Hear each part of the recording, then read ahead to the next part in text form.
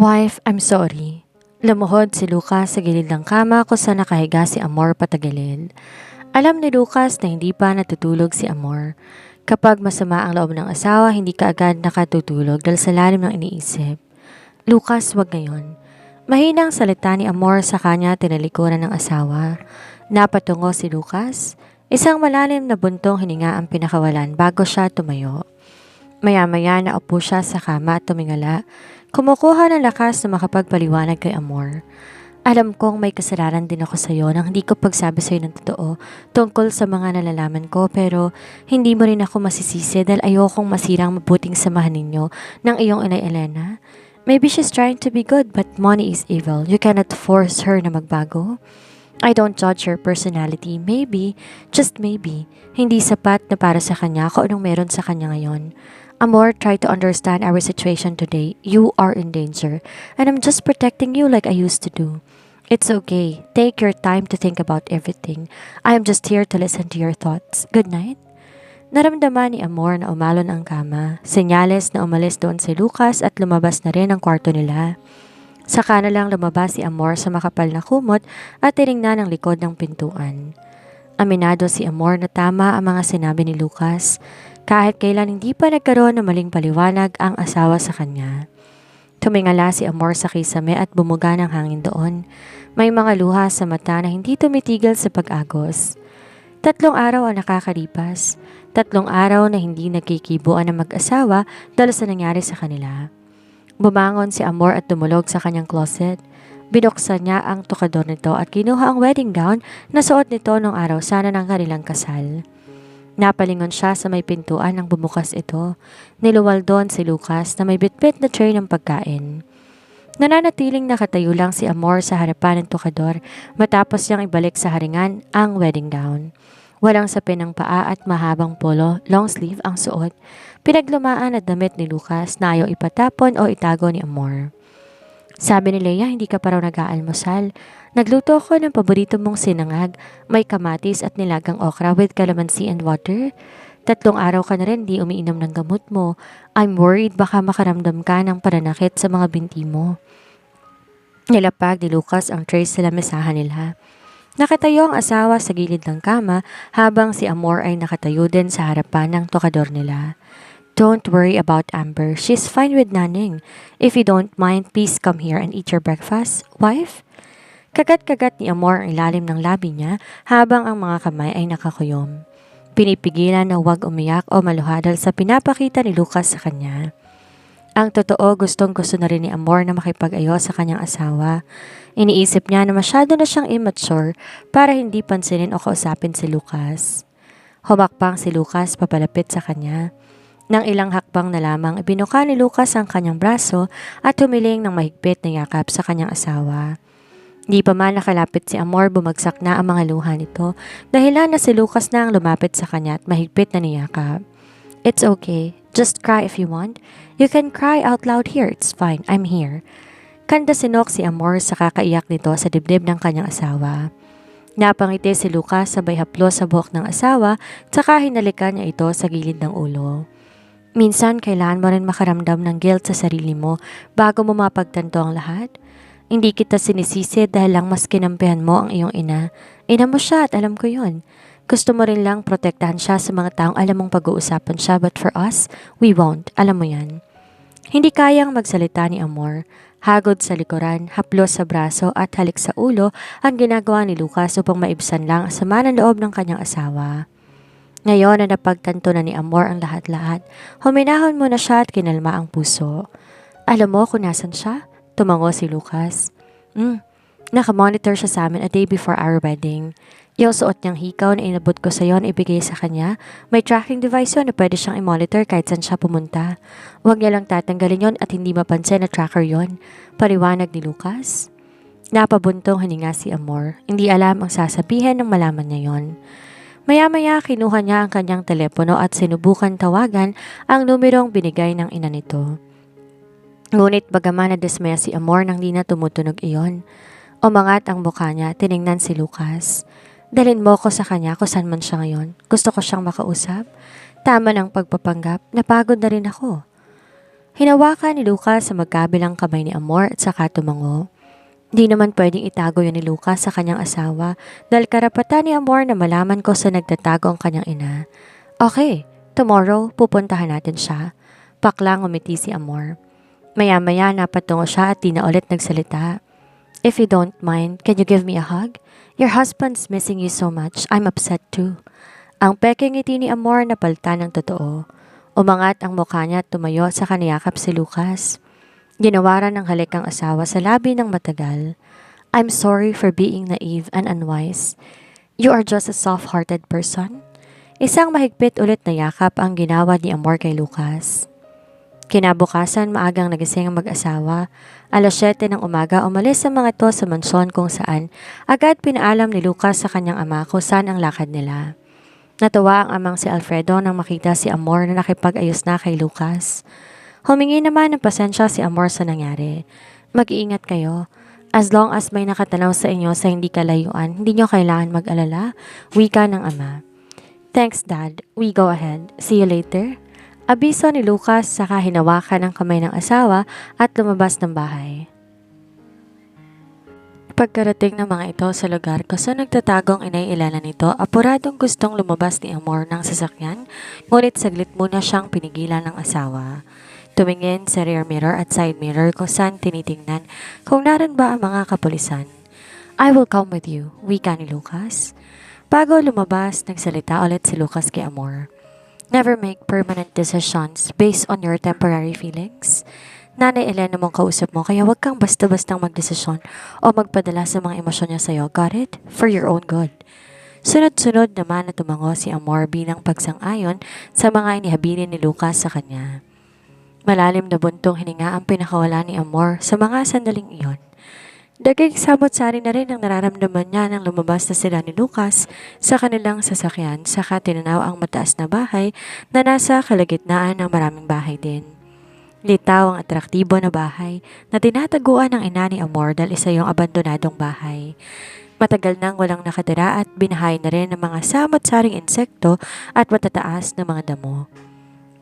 Hawak ni Lucas ang tracking device. Maya-maya huminto siya sa paglalakad nang gumalaw ang tracking. Lucas, bakit? Takang tanong ni Amor nang mapansin niyang umiba ang reaksyon ng mukha ng asawa. She's coming out. Are you ready to face her? Oo. Hindi siya pwedeng magtago na lang na magtago buong buhay niya. Huwag nang takasan ang mga kasalanan niya. She's here. Wika ni Lucas sabay tingin sa kalsada kung saan lumabas ng kanto ang ginang. Nakamaroon na t-shirt, jogging pants na itim at nakatsinelas namang ito. Nakatali ang buhok ngunit may suot na sombrero at mask ang gitnang. May bitbit na ito, may balak yatang lumayo sa lugar na iyon. Nagulat na nga lamang nang biglang lumakad ng mabilis si Amor upang maabutan ng inay Elena nito na nag-aabang sa masasakyang jeep. Nang makita siya ng ginang, dali-dali namang kumaripas ng takbo ito. Amor! Bulalas ni Lucas nang bigla na lang din tumakbo si Amor, hinahabol ang ginang. Maya-maya nagsilabasan ng mga kapulisan kung saang area man sila nakapwesto. Bilisan ninyo! Angin ni Lucas at bumalik sa sasakyan nito upang habulin din si Amor na walang tigil sa katatakbo. Biglang lumihis ng daan ang ginang dahilan na wala ito sa paningin ni Amor. Labis-labis ang pag-aalala ni Lucas sa kanyang asawa. Hindi pwedeng tumakbo ng mabilis at malayo si Amor dahil sa mga binti nito. Pinaharurot ng takbo ni Lucas ang sasakyan hanggang maabutan niya ang kanyang asawa. What are you doing? Bulalas ulit ni Lucas. Dali-dali namang pumasok si Amor at sumenyas kay Lucas. Kailangan nating mahabol si inay? Hingal na sambit ni Amor kay Lucas habang tinuturo ang daan. Kapulisan na ang bahala sa kanya. Wika ni Lucas na makatanggap na ng tawag galing sa isang respondent. Hawak na namin siya, attorney. Ano yun? Hindi natapos ang sasabihin ng kausap ni Lucas sa kabilang linya nang bigla na lamang may nagpaputok ng armas. What happened? May biglang nagpaputok ng armas, attorney. Nasaan ang ginang? Nandito, kasama na namin. Umalis na kayo dyan mismo. Sandaling inaalam pa ng kasamahan kung saan galing ang putok na yon. Mauna na kayong umalis. Dalhin niyo sa presinto ang ginang na hindi nang dadamay dyan. Masusunod, attorney. Tara na sa istasyon. Kagad pinutol ni Lucas ang linya. Lumihis ng daan si Lucas dahil alam niya di maganda ang kutob niya sa mga oras na yon. Bakit Lucas? Nasaan si inay? Hawak na ng mga kapulisan. Putok ng armas yung narinig mo. Hindi naligtas dito upang magtagal pa tayo dito. Di na nagsalita pa si Amor. Ramdam niya pa rin ang tensyon at kaba nito nang sabihin niyo ni Lucas sa kanya. Pagdating nila sa estasyon ng Pasig, kaagad dumulog ang mag-asawa sa opisina ng head police. Saan galing ang putok ng armas? Bungad kaagad ni Lucas. Inaalam pa ng team Attorney Montenegro. May nakitang basyo ng bala sa lugar kung saan nadakip ang ginang. Panakot lang yon, walang balak patamaan ng kung sino, paliwanag ng chief. Pwede ba namin makausap ang ginang? Sige, pero limitadong oras ninyo, ayos lang ba? Hindi kami tatagal, maraming salamat. Pinasok nila ng kulungan ang ginang. Di na rin pinahintulutang palabas o dalhin pa ito sa visiting area. Na makita ni Amor ang ina na walang ibang reaksyon ng ginang kundi ang ngumiti kahit ang totoo ay maiiyak na ito dahil sa kahihiyan sa anak. I'll stay outside. Paalam ni Lucas sa asawa. Nang makaalis si Lucas, huminga na malalim si Amor tsaka kinausap ang ina. Magkano ba? Bungad ni Amor sa ina. 5 milyon. Maiksing sagot ng ginang. Ngumiti si Amor sabay tingin sa kanan nito at nagpunas ng luha. 5 milyon? 5 milyon lang palang magpapasay sa'yo. Bakit di mo pa sinabi sa akin? Doble sana ibibigay ko o triple. 5 milyon? Pinagkalulong mong buhay ko sa ibang tao? Bakit hindi mo na lang direkta sa akin? Ako mismo nagbigay sa'yo ng pera. Ang babaw ng kaligayahan mo, Nay. 5 milyon kapalit ng pagpapanggap mo na nagbabagong buhay ka na. Akala ko lang pala yon. Naniwala naman ako sa mga matatamis mong salita. Hindi ka pa rin pala nagbago. Sakim ka pa rin sa pera. Hindi yan totoo. Maniwala ka. Ilang beses na kitang binigyan ng pagkakataon na makapagbagong buhay. Pero sinayang mo lang pagkakataong yon. May kinuhang papel si Amor sa bag niya. Tseke at nilagdaan niya yon matapos sulatan ng halaga ng pera. Pera ba? Yan. Sa'yo na yan. 20 milyon. Makukuha mo lang yan kung makakalabas ka. Kung makakalabas ka pa. Tumalikod si Amor. Akmang aalis nang magsalita ang ginang. Patawad anak. Patawad. Hindi kita kadugo kaya't wag mo kong matawag na anak. Magpapadala na lang ako ng corona kung nabalitaan ko na lang na namatay ka na. Nagising sa katotohanan si Amor. Kahit kailan hindi magiging mabuting tao ang isang taong ipinanganak na masama. Sinalubong ni Lucas si Amor. Nagkibit balikat si Lucas sa kanilapitan ng asawa. Are you okay? Gusto ko nang umuwi. Okay. Giniya ni Lucas ang asawa papasok ng kotse. Tahimik lang si Amor sa loob habang nakikiramdam lamang si Lucas sa kanya. Kinuha ni Lucas ang kamay ni Amor at sa kanya yon sinalikop. Napangiti si Lucas na makitang gumuhit ng ngiti sa labi ng asawa. Coffee? Anyaya ni Lucas sa asawa. Gutom ako. Mahinang sambit ni Amor. Let's go to Pancake House. What do you want for breakfast? Pancake and hot coffee latte? Saglit binalingan ni Lucas ang asawa na nasa labas ng tingin. Alam ni Lucas na nakaproseso pa sa isipan ni Amor ang nangyari sa pagitan ng ina nito. Things end. People change. Life goes on. Thank you so much, Lucas. Through thick and thin. Naalala mo ba yung sinabi ko sa'yo noon, way back 2015? Ha? Matagal na panahon na yon, nakalimutan ko na. Napangiti si Lucas. Trust me. Trust me and you will win. Bigla nga nag-flashback kay Amor lahat ng maalala niya yon. Lucio Salazar? Sambit ni Amor habang nag-uusap silang dalawa. Nasa pancake house sa mga ito, kumakain ng almusal. As far as I know, nakilala niya ang ginang nung nasa kulungan pa ito. Paano niya naman nalaman na ina ko siya? Ano yon? Palihim siyang sumusunod sa atin? Siguro, nagkibit ng balikat si Lucas. Kumain ka na lang muna. Mawawalan ka ng ganang kumain dyan. Nilagyan ni Lucas ng ulam ang pinggan ng asawa. Todo naman kain si Amor. Hindi mawawala ang gana ko sa akin. Gutom talaga ako at hindi tatalab sa akin yung mga balita na yan. Napailing na lamang si Lucas. Tumataba ka. Doon lang natigilan si Amor nang sabihan siya ng gano'n ng kanyang asawa. Ngumiti si Amor. Talaga? Di masaya, tumataba na ako. Buntis ka. Sumama ang tingin ni Amor kay Lucas. Buntis? Paano naman ako mabubuntis nagtitake ako ng pills? Ayaw mo bang magkaroon ng kapatid si Amber? Lucas, baka willing kang magbolontaryo. Bigay ko sa iyo yung matres ko. I am serious. Seryoso din ako. Ano? Hindi nagsalita si Lucas. Humigop na lang siya ng mainit na kape at saka sinundan ng pagkain ng asawa. Tuwang-tuwa si Lucas sa tuwing nakikita niya na nag-enjoy ang asawa nito sa pagkain. Tila ba hindi takot na tumaba si Amor kahit pakain lamang siya ng kain. Ayos lang sa'yo na tumaba ako? Tumango si Lucas, nakakrus ang mga braso habang nakasandig ang likod sa sandalan ng silya. I've never seen you gain weight, so it's okay with me that you gain weight. Pero ingatan mo pa rin ang sarili mo. Health is wealth. Di na nagsalita si Amor. Nagpatuloy lang siya sa kanyang almusal habang si Lucas pakapi-kapi lang.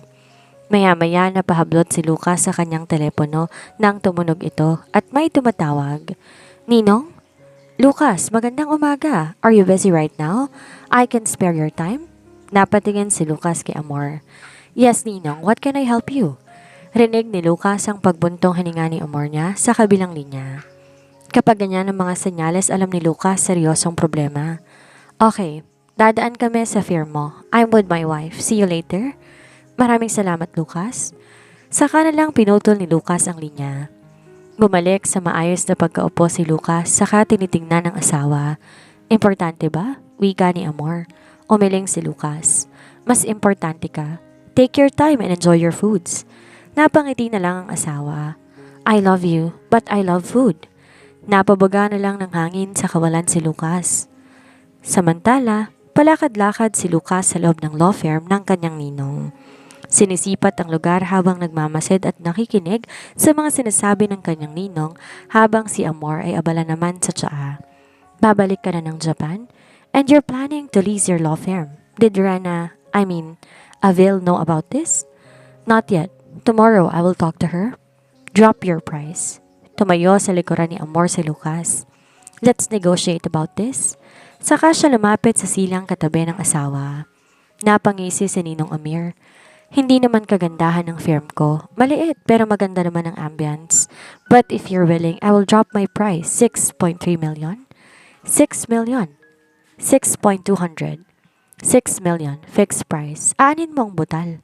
Natawa ang Ginoo. Nagkibit balikat lang Ginoo at sumimsim ng alak sabay lingon kay Amor. Pambili ng ice cream. Masarap ang ice cream sa Japan. Right, Iha? Tumatangong nakangiti si Amor. Ibang ice cream ang natikman ko, Ninong. Legit na masarap din yun. Sabay baling ng tingin kay Lucas. Sa sinabi ni Amor, kamuntik nang mabilaukan si Lucas sa kapeng hinihigop nito. Kaagad niyang ibinaba ang tasa ng kape at saka tumikim.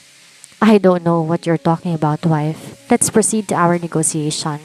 What do you think about this place? The final decision is in your hands? 5.5 million. Deal. Ninong Amir, hindi mo kailangan ng pera. Alam namin na idodonate mo ang perang napagbenta ng property nito sa charity. Tawad na yung butal. Sunod-sunod na umiling ang Ginoo, saka tumayo. Fine, deal. Asawa ko lang naman palang makapagpapapayag sa'yo. I'm just trying my luck. Baka pumayag ka. Attorney Amir Tanaka, bakit hindi ka na lang nag-judge like dad? Mas hinahangaan kita kaysa sa ama ko. Alam mo yan, hindi ba? Umiling ang Ginoo. Magre-retire na nga ako sa trabaho kong to. Huwag mo na akong i-pursue na mag-judge dahil ayoko na. Gusto ko ng payapang buhay. Gusto ko na i-enjoy ang natitirang araw ko dito sa mundo. Humanap ka ng girlfriend mo, Ninong. Total single ka naman na. Salita ni Amor. I don't think so, Iha. Nasa middle 50s na ako. Do you think meron bang magkakagusto sa akin? Tumayo si Amor. Siniyasat niya ang Ginoo mula ulo hanggang dulo ng sapatos ito. Gwapo ka naman. Ang totoo, malakas ang karisma mo. Perfect ang pangangatawan. Tipong tatawagin ka pang Uncle Hot Billionaire. Malakas na tumawa ang Ginoo habang si Lucas tamang ngiti lang sa kanyang asawa. Humaba ang kwentuhan kung saan-saan inabot ang usapan ng mga ito dahilan hindi na malayan ang takbo ng oras. We go ahead, Ninong. Thank you so much. I'll send your money to your account tomorrow and please, ikaw nang bahala sa mga documents. No rush. Pero kung nagmamadali kang bumalik ng Japan, do it as soon as possible. Arigato gozaimasu. Month of May pa ako babalik ng Japan, cherry blossom. Binalingan ng Ginoo si Amor. Let's manifest na magkakaroon pa ng pag-asa. Thank you sa advice, Iha. Law of Attraction. Magkaka-girlfriend si Attorney Tanaka. Umalis ang dalawang nakangiti. Kagad hinawakan ni Lucas ang kamay ni Amor at saka hinalikan niya yon. Bakit? Naglalambing na salita ni Amor. Pinailig ang ulo sa balikat ni Lucas. Because I do the right things for the right reason. Every day is a chance and it's a good karma to us. This is the power of calmness at isa kang halimbawa doon. Imagine you can handle everything and you can handle my mood swings too. Nang makauwi ang dalaga, hindi muna lumabas ang mag-asawa sa sasakyan.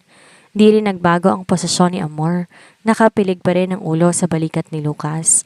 Magkahawak ang mga kamay at magiliw na nakangiti sa isa't isa. I am just thinking, let's get married again, but make it simple. Beach wedding. Ano sa palagay mo? Walang tinig na tumango si Amor na nakangiti.